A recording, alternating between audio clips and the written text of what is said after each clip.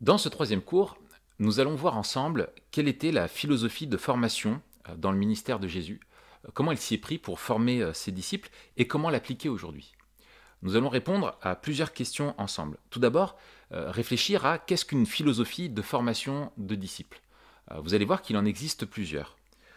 Ensuite, je vais introduire un concept qui vous est peut-être étranger et qu'on n'apporte pas beaucoup quand on parle de disciplat, qui est le concept d'habitus. Vous allez voir, je vais tout vous expliquer tout à l'heure. Et nous allons voir ensuite comment ce concept d'habitus est intéressant pour comprendre ce que Jésus voulait créer dans la vie de ses disciples et dans la communauté de disciples qui était autour de lui. Nous allons voir comment il s'y est pris et comment l'Église primitive a vécu la même chose. Alors vous allez voir, là c'est un petit peu abstrait peut-être comme ça, mais je vais tout faire pour illustrer et afin que ce soit concret. Tout d'abord, réfléchissons ensemble donc à la philosophie de discipulat. Quel est le but quand on forme des disciples? Il existe plusieurs modèles dans l'évangélisme. Certains voient une finalité, d'autres en voient une autre. Je vais dresser quelques grandes catégories. Mon but n'est pas d'être exhaustif, ni de prétendre à couvrir toutes les compréhensions qu'il existe du discipulat dans notre milieu, ni de les analyser en profondeur, mais simplement dresser une petite cartographie assez sommaire. Et alors que je vais faire ça, je suis bien conscient que souvent nous sommes tous le fruit de plusieurs influences, et je ne veux pas dire que ceux qui ont telle philosophie de formation de disciples négligent une autre pour autant. Alors, le premier modèle que l'on trouve est celui de la reproduction. Un disciple fait des disciples. Une personne est capable de faire des disciples. Et on comprend là le disciple comme étant une personne qui fait des disciples avant tout. C'est comme ça qu'on comprend qu'on a quelqu'un qui est mature en face de soi, c'est qu'on a quelqu'un qui est capable de témoigner à ses amis, de les amener à Christ, de les former en tant que disciples, et ces personnes-là reproduiront ce même modèle. Le point positif de cette vision avec cet accent, cet accent sur un disciple qui fait des disciples, eh bien, c'est que on a compris la responsabilité individuelle que nous avons, responsabilité personnelle que nous avons de témoins dans le monde, avec cet accent qui est fort sur le témoignage et l'évangélisation, et l'implication dans la vie des personnes pour les aider à grandir et à vivre elles-mêmes en disciples. C'est quelque chose que nous avons vu et qui est vraiment dans le Nouveau Testament. Le risque, c'est peut-être dans ce courant-là d'être trop individualiste, avoir une vision qui repose trop sur l'individu, comme toute la responsabilité de la formation de disciples eh bien, reposer sur un seul et unique individu. Or, il me semble que le mandat missionnaire est confié à la communauté. Les disciples doivent former les disciples. Il existe un proverbe africain qui dit qu'il faut une église pour élever un enfant. Eh bien, je crois qu'il faut une église pour former un disciple. Et en réalité, une personne, pour apprendre à suivre Christ, a besoin de plusieurs modèles, a besoin d'une vraie vie communautaire autour d'elle pour apprendre à vivre en disciple. Mais il y a bien un engagement personnel à avoir vis-à-vis des autres, et je crois que tout chrétien doit avoir pour objectif de former des disciples. Mais il n'est pas seul, il le fait en équipe avec son Église. Le deuxième modèle qui revient souvent, c'est un modèle que j'appellerais plutôt piétiste, un modèle piétiste. C'est-à-dire qu'un disciple est une personne qui est attachée à ressembler à Christ, qui va pratiquer les disciplines spirituelles, un homme ou une femme de la parole, un homme ou une femme de prière. Le point positif est l'accent mis sur la transformation du caractère, l'accent mis sur la piété, de vivre d'une façon pieuse dans ce monde, un accent fort aussi sur l'éthique, un attachement vraiment à la morale biblique. Le risque, c'est là encore une forme peut-être trop d'individualisme, où on est replié sur soi-même, sur sa piété et sa sainteté personnelle, et selon les courants d'église dans lesquels on peut être au sein du milieu évangélique, eh bien, il y aura un accent qui va être peut-être très fort mis sur la connaissance, d'autres sur la contemplation ou sur l'expression de la vie de l'esprit en nous. Et le risque va être parfois un peu un manque d'action, un manque d'engagement dans le monde avec un repli plutôt sur soi.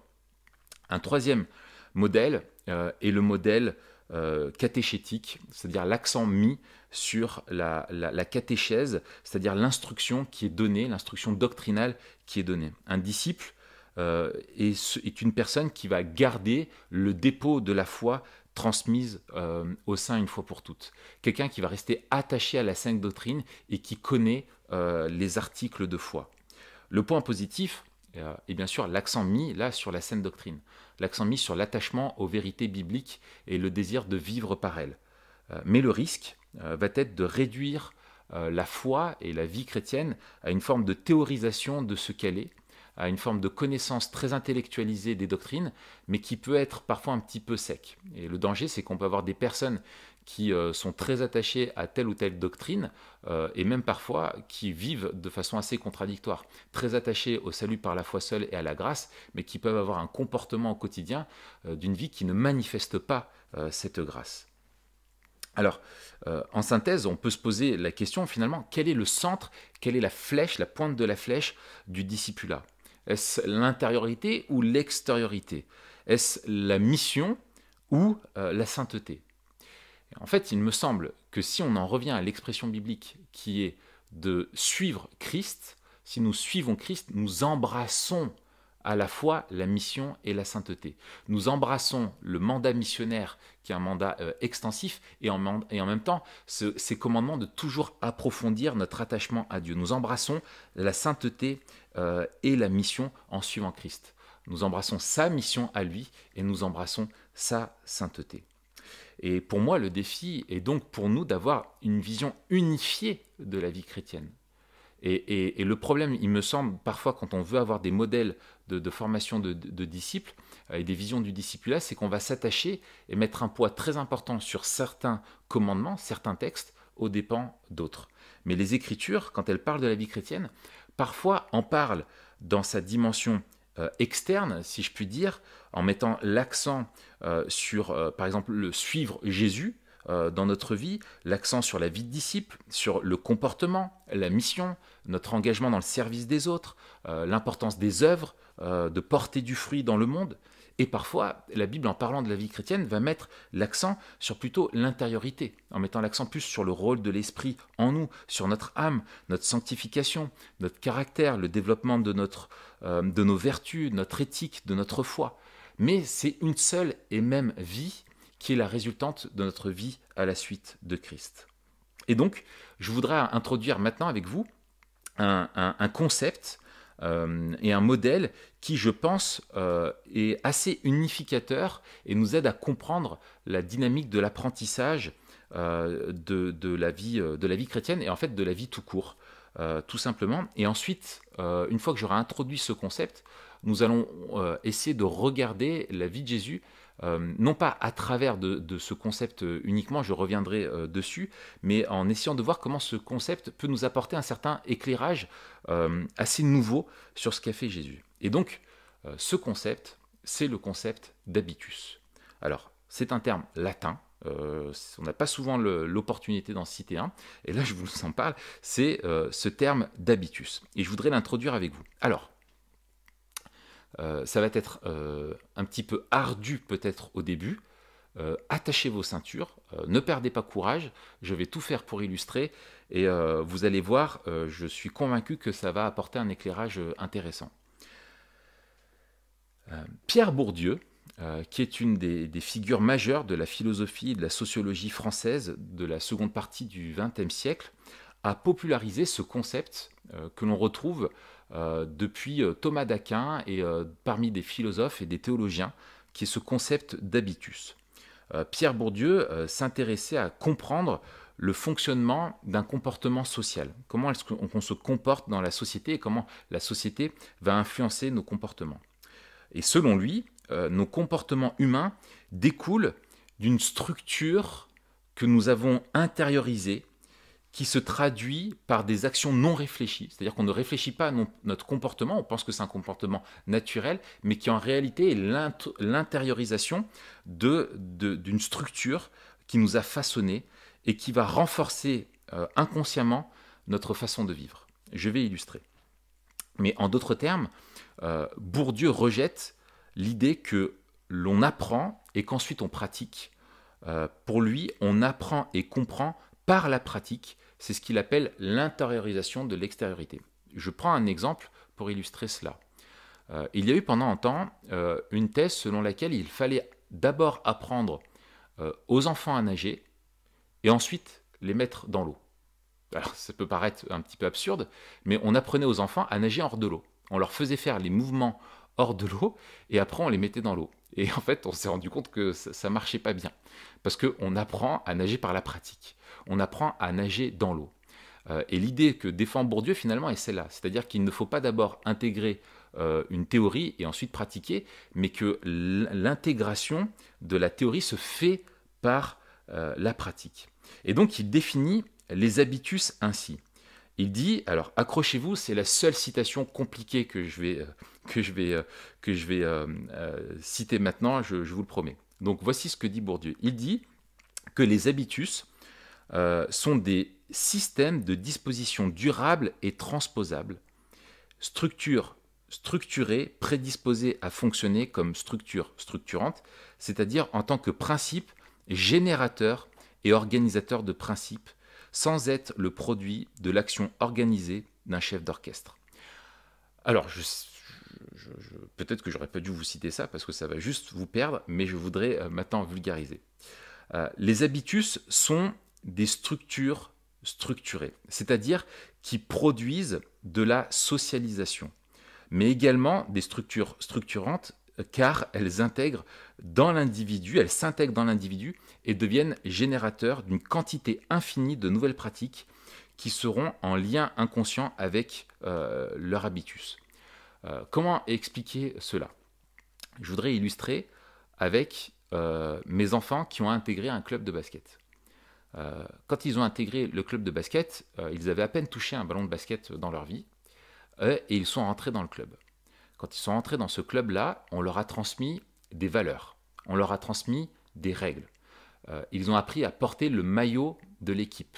Et ils ont appris à reproduire des gestes, encore et encore, dribbler, shooter, faire des passes, courir, se déplacer sur le terrain. Ils ont appris à se coordonner avec les autres. Ils ont appris à faire équipe avec leurs camarades. Ils ont même des slogans, des cris de guerre avant le match. Ils ont appris à respecter des lois, des règles. Ils ont appris à respecter l'adversaire. Ils ont appris à respecter ce que dit l'arbitre, etc., etc. J'ai été impressionné de voir comment en quelques semaines, j'ai l'impression qu'ils avaient fait du basket toute leur vie. En quelques semaines, ce qu'ils avaient appris au basket se manifestait à l'extérieur. Je les voyais dans le déplacement, je le voyais dans les slogans qu'ils répétaient, je le voyais dans le fait qu'ils me parlaient au quotidien de basket, je le voyais dans le fait qu'ils voulaient regarder des matchs de basket et dans le fait qu'ils se sont appropriés une culture. Et petit à petit, ils n'étaient pas simplement des simples visiteurs du club, mais ont compris qu'ils faisaient partie de ce club-là. Ce qui était à la base extérieur a été intériorisé. Et un exemple pour montrer ça, dans l'équipe de ma fille, le slogan, le cri de guerre avant le match, c'est tous les enfants se réunissent, mettent la main au centre et le coach crie « on défend » et les enfants crient « ensemble ». Et il se trouve que quelques mois après le début de la saison, ma fille s'est cassé le pied. Et du coup, elle n'a pas pu jouer pendant quelques semaines. Et ce qu'a fait le coach, c'est qu'il a filmé les copines pour envoyer une vidéo à Abby. Et j'ai été vraiment émerveillé de voir que, en fait, les copines avant le match criaient « on défend pour Abigail ». Abigail, c'est le prénom de ma fille. Et en fait, pour elle, elle pensait à ma fille, et c'est venu des joueuses pour dire on est solidaire d'Abigail et on défend pour Abigail qui ne peut pas être avec nous. Parce qu'Abigail était celle qui était assez forte en défense. Et ça montre comment tous ces enfants ont appris à faire corps ensemble et ont appris à être structurés par des mêmes valeurs et à être solidaires autour de ces valeurs-là. Et ça, finalement, c'est l'expression d'un habitus.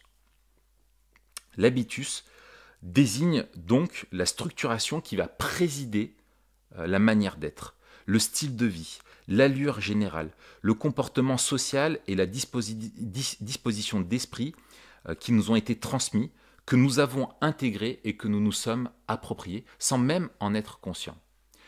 Ça vous est probablement arrivé de rencontrer les membres d'une famille, d'un bon ami à vous que vous connaissez depuis des années, et d'avoir été impressionné de voir les mêmes tics de langage, la même posture, les mêmes gestes, les mêmes petits mimiques, même très fins. Et en fait, en reconnaissant ça dans la famille, voilà, ça fait partie de quelque chose qui a été reçu. C'est pas de l'ADN, c'est pas des gènes, mais on voit les autres se comporter et on imite leur comportement dans notre famille sans même s'en rendre compte. Et probablement que votre ami ne se rend pas compte de ces choses-là. Et c'est ça qui fait partie de l'habitus. Un autre exemple, vous pouvez apprendre tout de la Chine, apprendre la langue, l'histoire, la culture, lire tous les livres que vous voulez, mais le jour où vous arriverez en Chine, même si vous parlez couramment le chinois, ce sera très difficile de vivre comme un Chinois et de comprendre ce qu'il se passe là-bas. Pourquoi? Parce qu'il vous faudra un temps pour intégrer l'habitus des Chinois et l'habitus d'une famille chinoise en particulier, l'habitus d'une autre famille et comprendre comment une société est une somme finalement d'habitus. Moi qui ai été militaire dans une autre vie, je sais que quand je croise un militaire, il ne me faut pas beaucoup de temps pour identifier que c'est un militaire. Pourquoi? Parce que j'ai vu ce que l'armée produit dans la vie des personnes et crée quelque chose. Une forme de posture, une façon de parler, une forme d'attitude. Et moi qui étais dedans, je suis assez sensible à ça et je le vois assez facilement quand quelqu'un a fait une carrière assez longue dans l'armée. Je reconnais parce qu'il y a une façon de parler, un verbiage, etc., qui est celui d'un militaire. Ça, c'est l'habitus. Cette personne n'était pas comme ça avant d'entrer dans l'armée, mais elle reste marquée par ça parce que l'armée crée un habitus qui est très fort. Je poursuis. L'habitus, donc, désigne une manière d'être, de vivre, qui est héritée et qui va être structurante. On va se comporter selon les habitus que nous avons. Et comment il va se former dans un individu. Et c'est ça qui est intéressant. Je vous ai donné quelques exemples, mais je voudrais citer un théologien, Alan Kreider, qui explique ceci. L'habitus est renforcé par les histoires, les petites histoires de notre famille et de notre communauté, ainsi que les grandes histoires qui sous-tendent notre culture. L'habitus est également formé par l'exemple, celui de nos parents, de nos pères et de nos modèles, c'est-à-dire des personnes qui ont une autorité dans notre vie. Par-dessus tout, l'habitus se forme par la répétition, par la simple physique de faire les choses encore et encore, de sorte qu'elles deviennent habituelles, réflexes et portées par le corps. Ça, je reprends encore par exemple l'expérience des entraînements de basket. Encore et encore, où on intègre après petit à petit des gestes et on comprend le jeu en le pratiquant encore et encore. Prenons l'exemple du culte dominical. En pratiquant encore et encore le culte, nous comprenons finalement beaucoup de choses de Dieu et de la vie chrétienne, de la relation que nous avons à lui, de la relation que nous avons aux autres. James K. Smith, un philosophe chrétien, apporte une précision sur la notion d'habitus. Il dit « L'effet de ces pédagogies, de tout ce que nous recevons, implicite, est que ces dispositions deviennent possédées par le corps. Dans la mesure où le corps social, le groupe ou la société dans laquelle on est, et sa vision sociale est incarnée, qu'il sera pédagogiquement efficace, capable d'incorporer les membres dans un corps politique et d'inscrire en eux l'habitus qui définit un peuple ou une police, c'est-à-dire une société. Donc, mon acquisition d'un habitus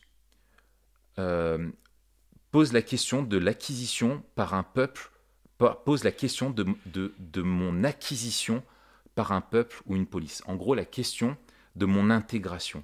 Quand j'acquiers l'habitus d'un groupe, je m'intègre à ce groupe et ce groupe m'intègre. Je suis incorporé dans le corps politique dans la mesure où la vision sociale de la communauté est incorporée dans mon corps.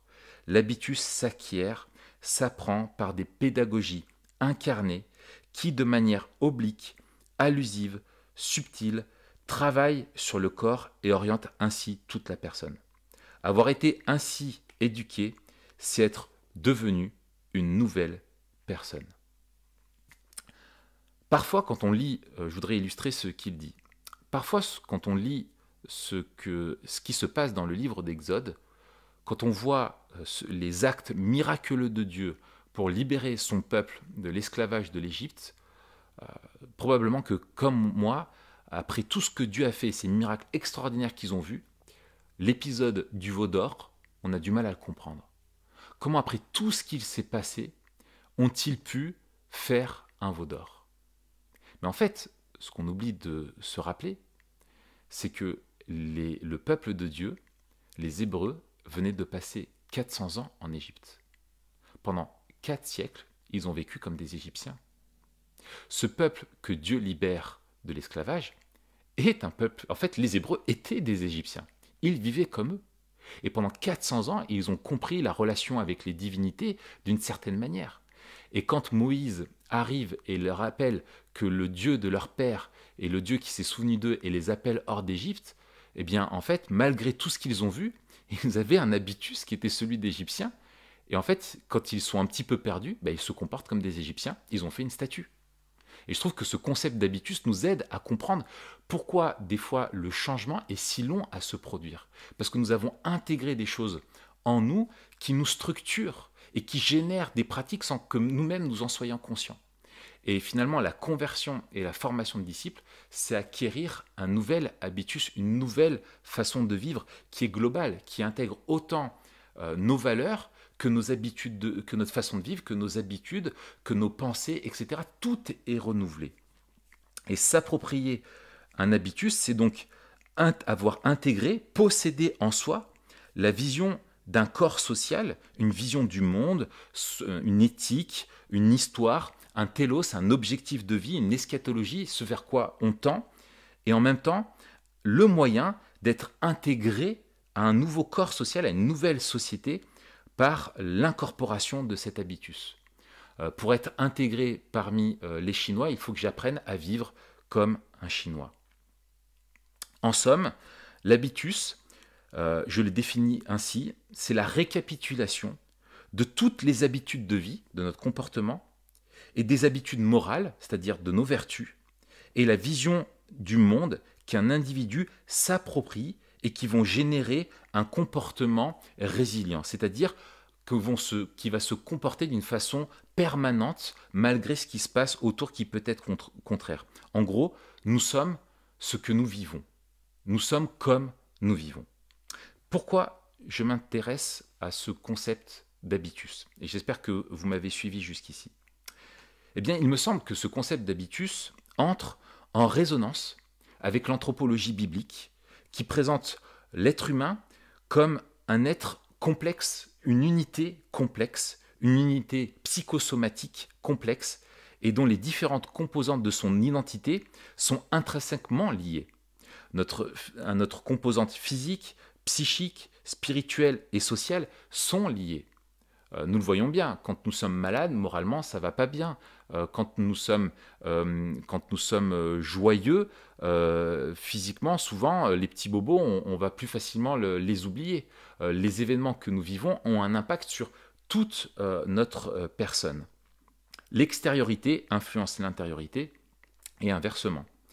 L'habitus permet de comprendre que nous ne changeons pas simplement par l'acquisition de nouvelles connaissances, mais par leur mise en pratique selon un modèle qui nous est donné, qui va générer en nous un autre comportement.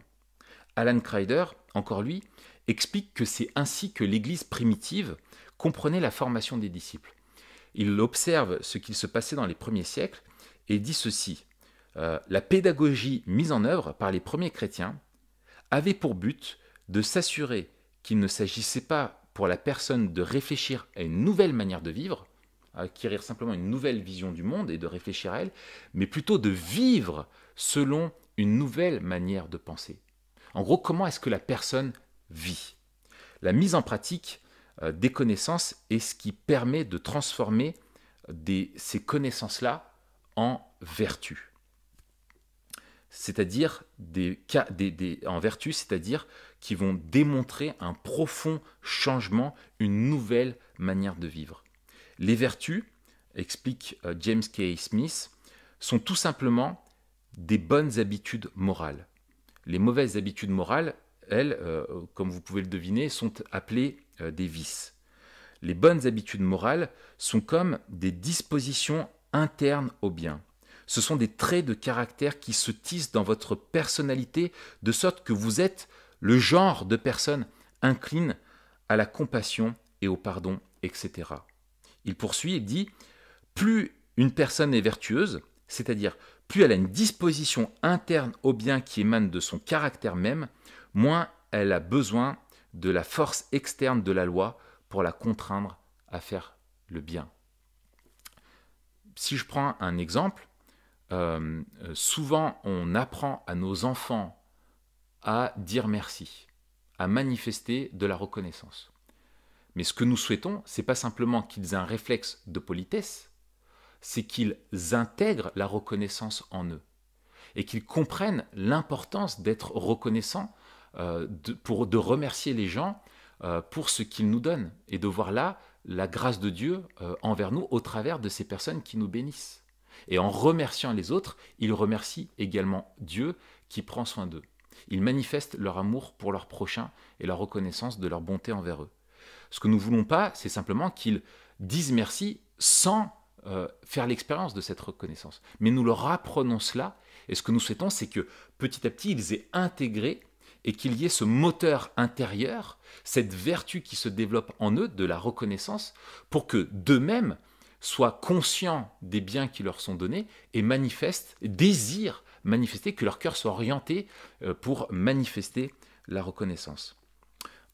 En définitive, les habitudes sont donc l'incarnation de notre identité.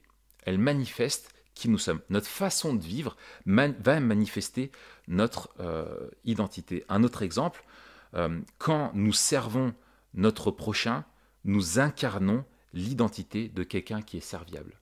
Qui est quelqu'un de serviable? Ce n'est pas une personne simplement qui adhère à la valeur du service, mais qui est vertueuse, c'est-à-dire qui se rend serviable encore et encore auprès des autres. Et comment on apprend à être serviable? On a besoin de voir l'enseignement biblique là-dessus, le modèle biblique, et on a besoin de le pratiquer encore et encore. Et c'est en se mettant au service des autres que l'on comprend la valeur du service. Alors, je poursuis.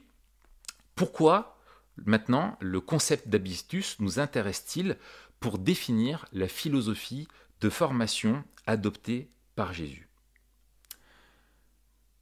C'est une question qui m'a beaucoup habité ces dernières années et sur laquelle j'ai pas mal réfléchi, et je vous partage ce qui me semble intéressant et je vous laisserai évaluer cela.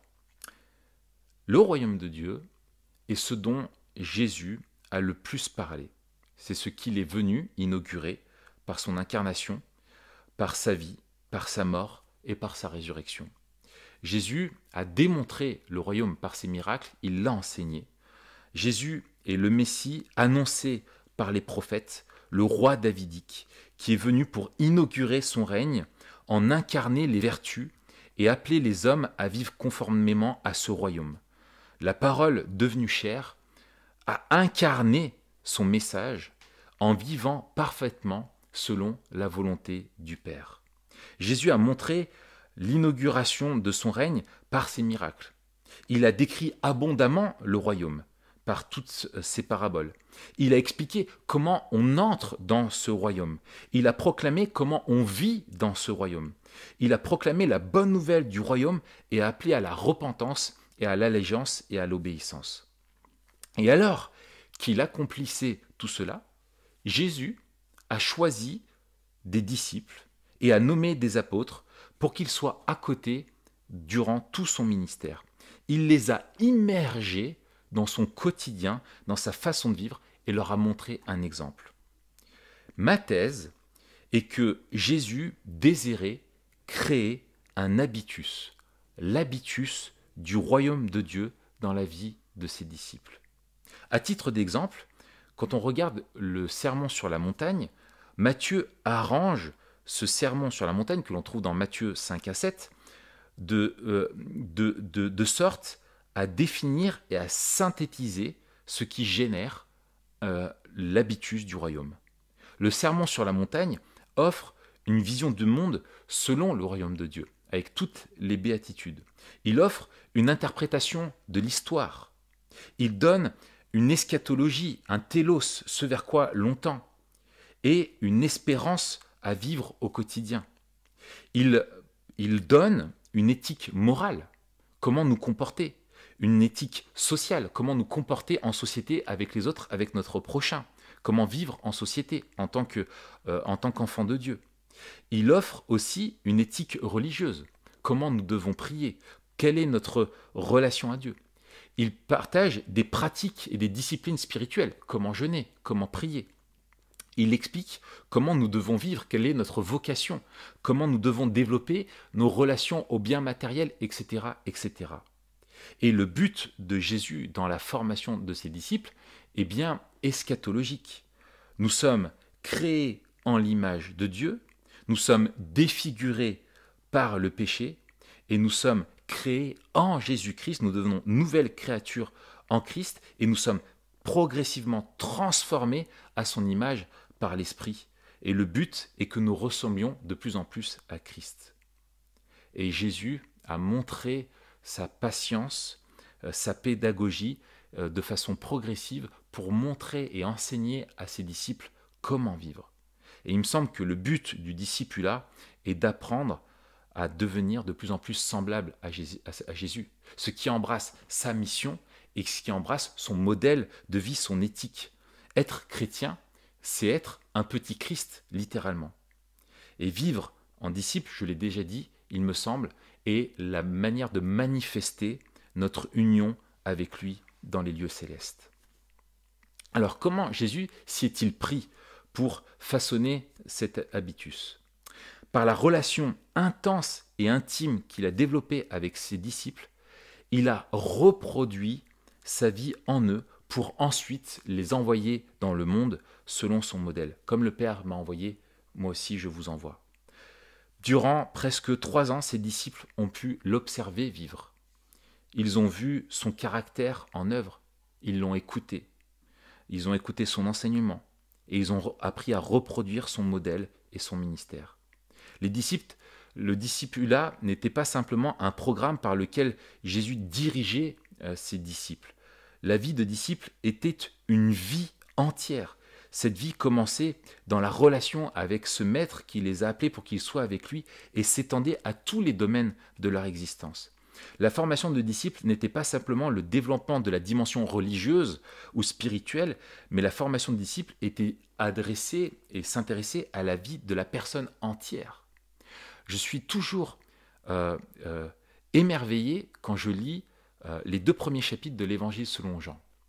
Nous avons ce prologue merveilleux qui nous rappelle l'incarnation de Jésus-Christ, de qui il est, la parole qui s'est faite chair, est venue vivre au milieu de nous et nous l'avons contemplé, sa gloire comme la gloire du Fils.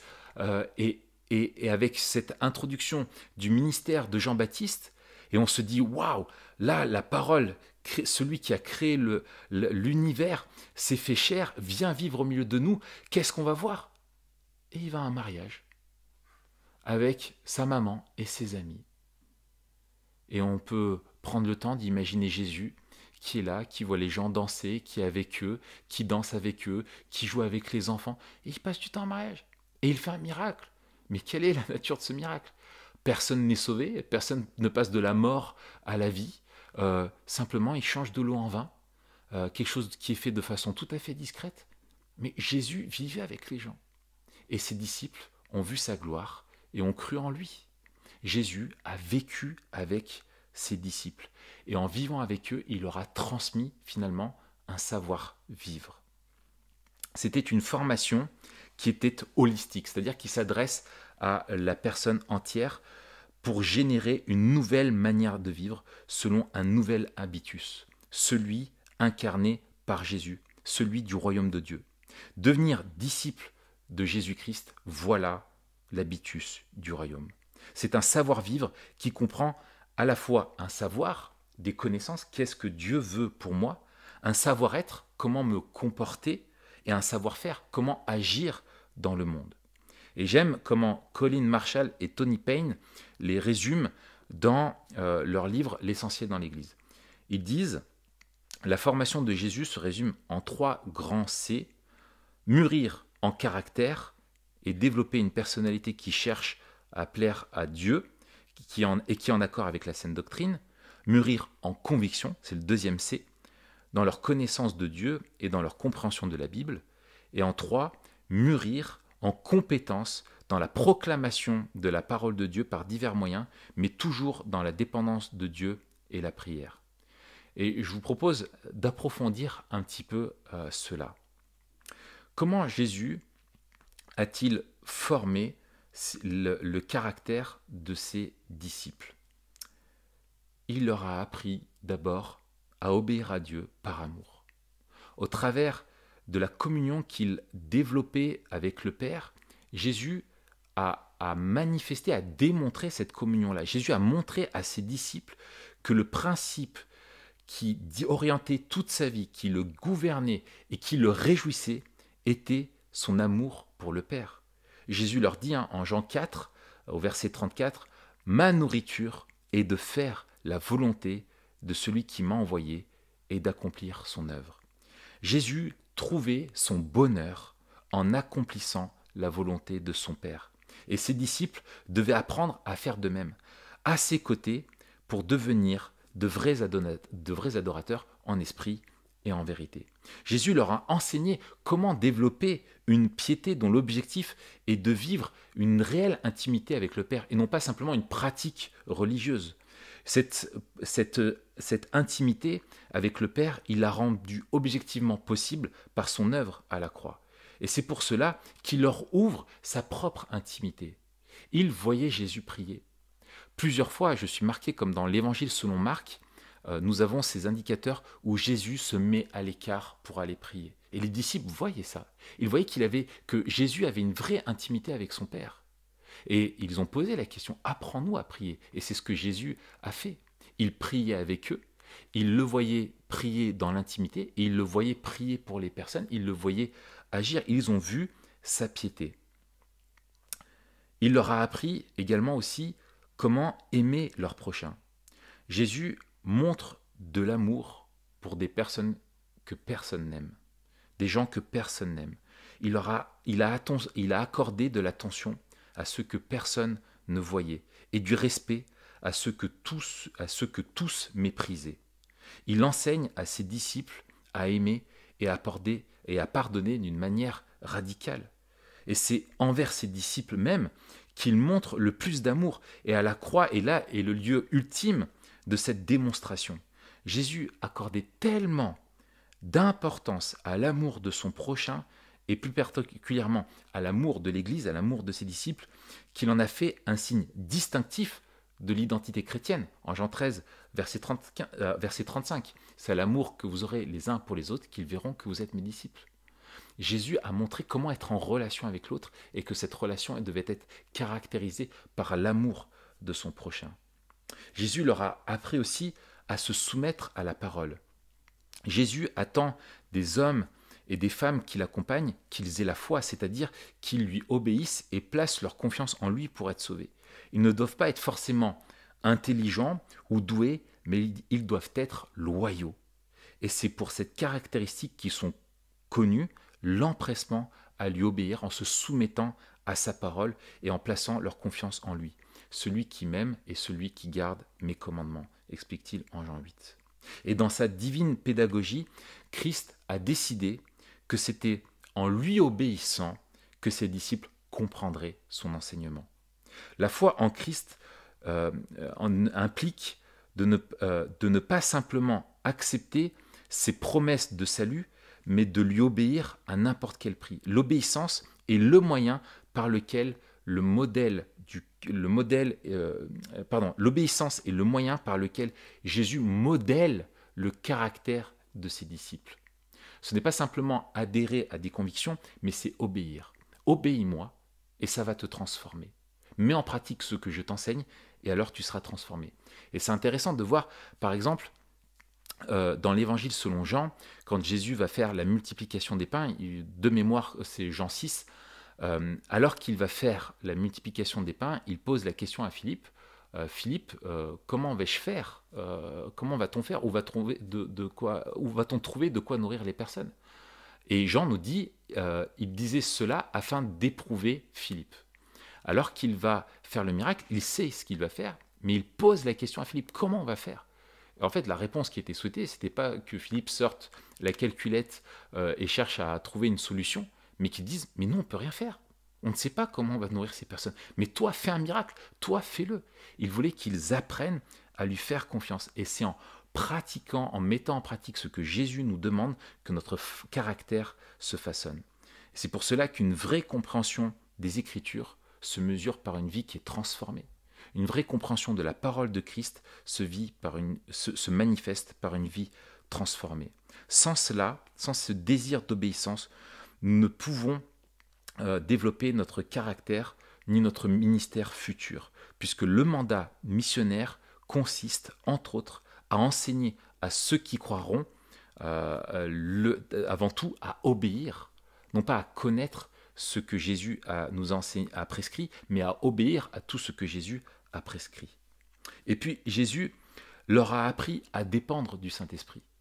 La relation trinitaire dans les évangiles est juste merveilleuse.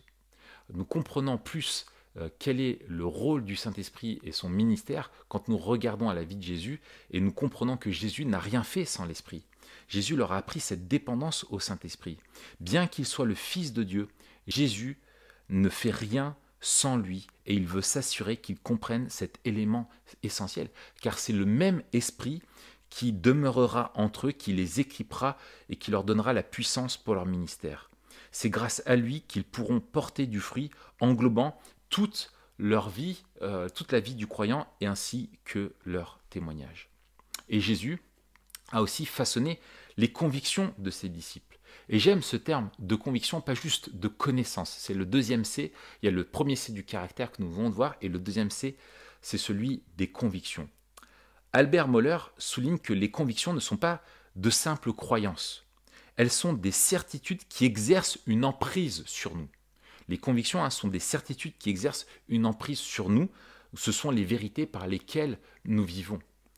Et Jésus consacre une partie de son ministère à aider les disciples à se forger des convictions fondées sur la parole. Comment? Par un enseignement qui était enraciné dans les Écritures. Jésus citait abondamment les Écritures. Jésus montre à ses disciples que son propre ministère est enraciné dans la parole, en cohérence avec elle, qu'elle en est bien sûr le fruit et l'annonce, l'accomplissement prophétique, mais ce n'est pas tout. Les commentateurs estiment qu'un dixième des paroles de Jésus sont des citations vétérotestamentaires. Jésus est la vérité, il est la parole incarnée qui interprète la parole révélée par les prophètes. Il redonne sens à à l'enseignement de l'Ancien Testament. Vous avez entendu qu'il a été dit aux anciens, mais moi je vous dis. Il leur donne une herméneutique, il leur explique comment interpréter les Écritures au travers de qui il est et on dit d'une manière christocentrique, au travers de son œuvre et comme étant lui-même l'aboutissement qui pointait vers lui. Il réexplique la véritable profondeur et signification de la loi de Moïse. Par l'utilisation et l'application des Écritures au quotidien, Jésus a démontré comment vivre par elles. Il a donné une dimension pédagogique à ses disciples. Toujours, il apprend à ses disciples que toute vérité théologique a une portée réelle et pratique, et il utilisait toutes les situations de son ministère pour les enseigner. Une altercation dans la rue, un miracle, un repas, un voyage, à chaque fois, Jésus profitait même de ces débats avec ses contradicteurs pour former ses disciples à utiliser correctement les Écritures. Il voulait qu'ils sachent les interpréter. La parabole dite du semeur est représentative de cette intention. Les explications qu'il leur donne en privé apportent toute la saveur de cet enseignement. Et on voit que les explications de la parabole sont 3 fois plus longues que la parabole elle-même. Pierre, conscient de sa fonction future, déclare ainsi: je vais toujours vous rappeler, c'est dans 1 Pierre 1, je vais toujours vous rappeler ces choses, bien que vous les sachiez et que vous soyez affermis dans la vérité présente. J'estime juste, aussi longtemps que je suis dans cette tente, de vous tenir en éveil par mes rappels. Pierre lui-même a vu tous les rappels de Jésus incessants à revenir à son enseignement, et Pierre a reproduit ce modèle. Il souhaitait encore rappeler les choses pour que les disciples soient affermis. Jésus a aussi formé, c'est le 3e C, les compétences, on pourrait dire les capacités de ses disciples. Au travers de son appel, Jésus montre qu'il développe tout son ministère dans la perspective qu'ils vont devoir prendre la suite. Il les a donc formés progressivement, il leur a délégué des choses pour qu'ils puissent développer leur ministère. D'abord, nous voyons qu'ils l'ont observé dans son ministère, et puis Jésus a délégué progressivement des choses. Il devait aller annoncer le royaume de Dieu, il devait faire des miracles, il devait baptiser les gens, il devait apprendre à prendre soin des autres. Et puis Jésus leur a transmis finalement la mission, et ils seraient équipés par le Saint-Esprit. Nous voyons les différents appels, venez et voyez, suivez-moi, restez avec moi, et puis à la fin, voici, je vous envoie. Alors, quelle implication voyons-nous de cet enseignement de Jésus? Qu'est-ce que nous devons retenir? Il me semble que nous devons être conscients que nous ne devons pas faire des disciples selon le modèle des Lumières. Notre façon de former aujourd'hui dans notre culture, en France en tout cas, est vraiment impactée par l'héritage des Lumières. On présuppose que la connaissance et la raison sont ce qui nous gouverne. C'est la seule chose qui nous gouverne. On s'attache donc à la connaissance et à la transmission de la saine doctrine. J'ai longtemps dit qu'il pour se comporter d'une manière juste, il faut penser juste. Et c'est vrai, mais ce n'est pas tout. Je suis sûr qu'il y a plein de choses que vous savez à propos du péché, mais ça ne nous empêche pas de le reproduire encore et encore. Pourquoi? Parce que nous ne sommes pas guidés uniquement par notre raison, mais aussi par nos désirs, par nos habitudes, par les choses que nous chérissons, par les choses que nous avons l'habitude de faire. Nous devons viser la personne entière, dont le cœur est le cœur. Nous devons viser le cœur. Le cœur résume finalement tout ce que nous aimons, tout ce que nous désirons. C'est le siège de notre être intérieur, c'est le centre de commandement de notre intériorité, et qui se renforce parce que nous pratiquons, parce que nous désirons, parce que nous aimons et parce que nous faisons et ce que nous connaissons. Et c'est, je crois, un rappel quand nous voyons comment Jésus a fait, un rappel pour nous de se dire, nous devons former une personne à vivre, pas juste à savoir, pas juste à ressentir, mais à vivre. Et donc nous nous adressons autant à l'intellect qu'aux habitudes, qu'aux désirs, et qu'à tout le reste. Nous devons avoir une vision globale.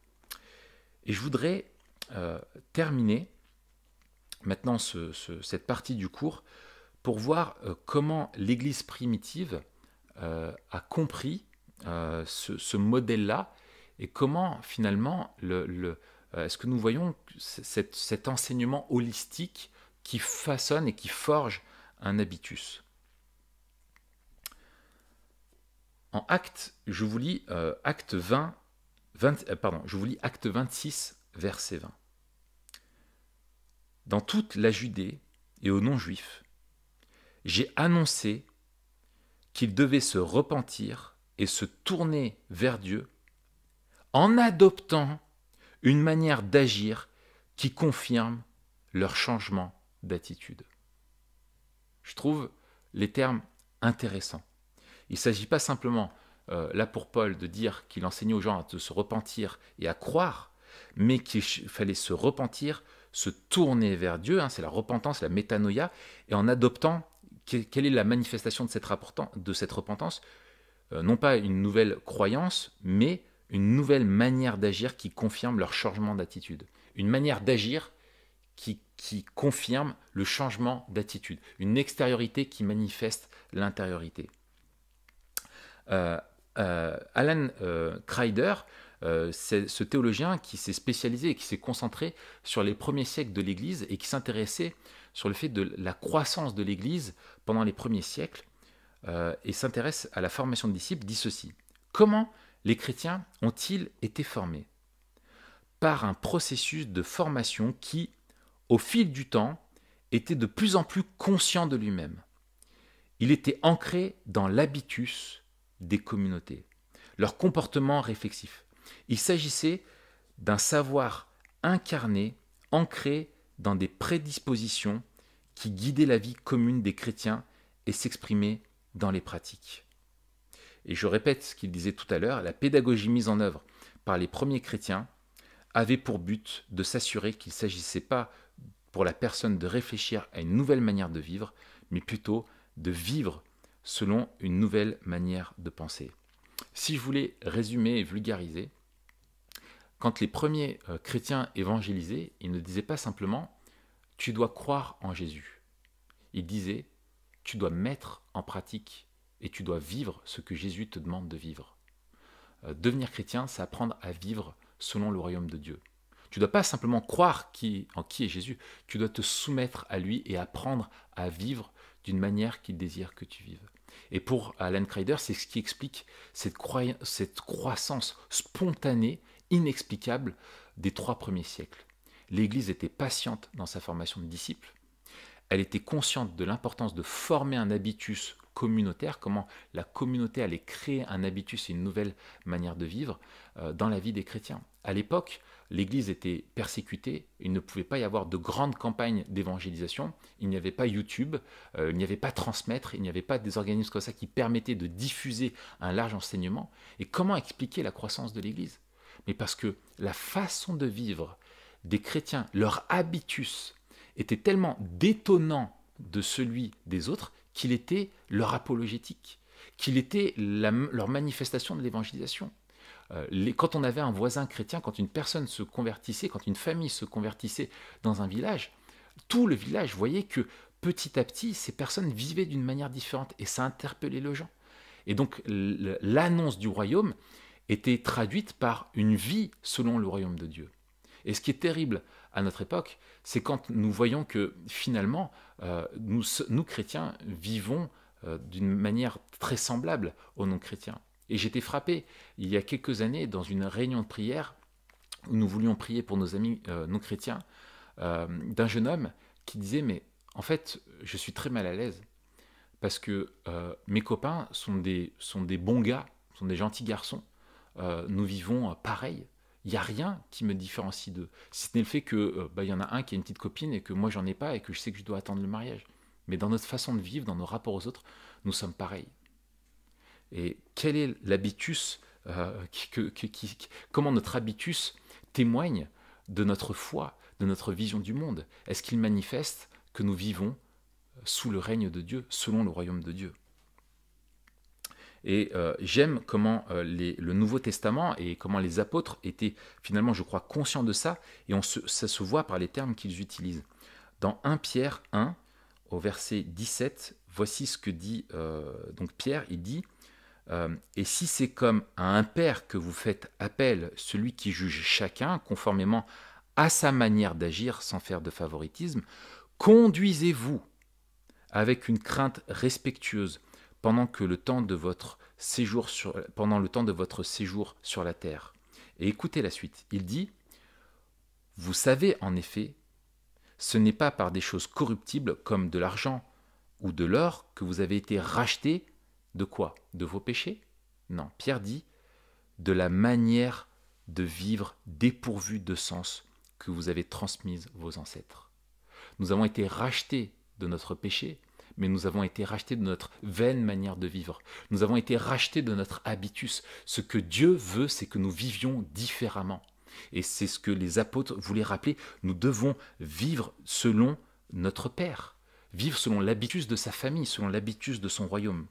Et Paul dit en Éphésiens 4, « Je vous encourage donc, moi aussi, le prisonnier dans le Seigneur, à vous conduire d'une manière digne de l'appel que vous avez reçu, En toute humilité et douceur, avec patience, supportez-vous les uns les autres dans l'amour. Efforcez-vous de conserver l'unité de l'esprit et le lien de la paix. Il y a bien une façon de vivre qui doit découler de l'Évangile. Il y a un lien entre ce que nous croyons, notre espérance, et notre façon de vivre. Et il dit au chapitre 4, toujours un peu plus loin, « Mais vous, ce n'est pas ainsi que vous avez appris à connaître Christ, si du moins c'est lui que vous avez écouté et si c'est en lui que vous avez été enseigné conformément à la vérité qui est en Jésus. On vous a enseigné à vous débarrasser du vieil homme qui correspond à votre ancienne manière de vivre et se détruit sous les effets des désirs trompeurs et à vous laisser renouveler par l'esprit dans votre intelligence et vous revêtir de l'homme nouveau créé selon Dieu dans la justice et la sainteté que produit la vérité. » Et là, encore une fois, il parle à une communauté, c'est une dimension communautaire, comment nous avons été rachetés d'une ancienne manière de vivre et comment nous devons donc nous en dépouiller et vivre selon l'Évangile. Je voudrais conclure en rappelant que l'Église est l'herméneutique de l'Évangile, comme le dit Leslie Newbigin. L'Église traduit, explique ce qu'est l'Évangile. L'Église, la communauté, notre façon de vivre, va donc enseigner l'Évangile auquel nous croyons. Et parfois, nous avons une façon d'annoncer l'Évangile qui peut être tout à fait orthodoxe, mais notre façon de vivre l'Église permet-elle aux disciples d'être façonnés par l'Évangile? Quel est l'habitus de notre communauté? C'est ce que je voudrais poursuivre plus tard, mais je termine en rappelant ce que C.S. Lewis disait et qui me semble à propos. L'Église n'existe pour rien d'autre que pour attirer les hommes à Christ, pour en faire des petits Christ. Si elle ne le fait pas, toutes les cathédrales, le clergé, les missions, les séminaires et même la Bible ne sont qu'une perte de temps. Dieu s'est fait homme sans aucun autre but. Il est même question, vous savez, de savoir si l'univers entier a été créé dans un but quelconque. Le but de l'Église est de former des disciples afin qu'ils ressemblent à Jésus-Christ. Ce que Dieu veut, c'est se racheter un peuple qui lui appartienne et qui ressemble à son Fils bien-aimé.